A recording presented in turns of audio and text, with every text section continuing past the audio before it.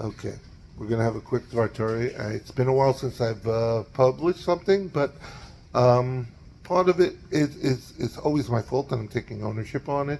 However, it would be helpful if I could see at least some, people that are interested or positive. I know some of you respond very nicely, but I'm just afraid that I'm bothering people sometimes. But if I can see that people really like this stuff and they want to hear it, I'll be more than happy to keep providing on a more regular basis.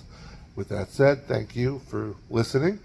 This is Parshas Vayeitzei, and in the beginning of Parsha, it begins with a very famous pasuk: Vayeitzei Yaakov mi Beersheva v'yelech Harana. Yaakov left Beersheva and went to Harana.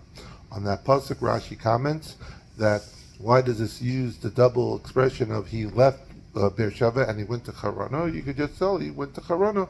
He left. He went to one place. What's the double? Is to teach you when a righteous person, a tzaddik, leaves a makom, leaves an area, he makes an impression, and it changes the nature of the city. The city decreases when the tzaddik leaves. What we find interesting, and Rashi does comment to this, similarly, you see by Naomi, when Naomi left Moab, it uses a double type of language, and therefore he says that's a similar idea that when she left, he also made an impression. So the question is why did Shmuel, who wrote Megillas Ruth, find it necessary to teach us the same lesson? Rashi is just pointing out the fact that the same message is given in two different places. So what's the difference between Vayeitzei Yaakov and the story by Naomi in Megillas Ruth? So one could say that by Yaakov, even if the people of Beersheva didn't know Yaakov, didn't meet Yaakov, and they were not involved with him at all, he was still a very well-known figure. His father was a rich man, he was a rich man, his grandfather was a rich man, went out, and they also did things for the community, built things, built oases and things like that, dug wells. So, even if you didn't know anything, but you knew you had a famous person, right? Like when somebody's driving in the Midwest or anywhere in the United States and you pass the town and you say, home of so-and-so, and there's even a town about a future there's a town in Iowa where it says the future home of Captain James T. Kirk, so taking from the show.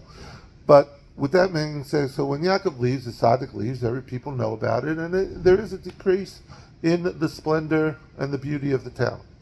However, when Naomi left, she was a widow, she was broke, she had lost her children, nobody really knew who she was. She was a foreigner because she was a Jewish person in the land of Moabim, right? So they didn't really know who she was. What they're telling us, what Chazal is telling us, is that even a person who's a tzaddik, even if nobody knows who he is, and he's among the seemingly dregs of society, that person changes the nature of the town as well. They're the ones that also have an impression. They make it, and then therefore when they leave, it really lowers the status of the town. The righteousness affects people and affects the place in many, many ways that we never know of.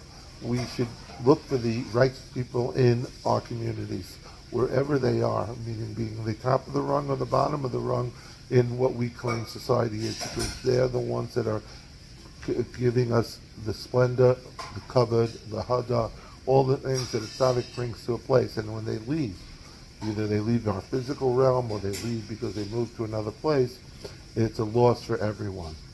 Have a wonderful Shabbos.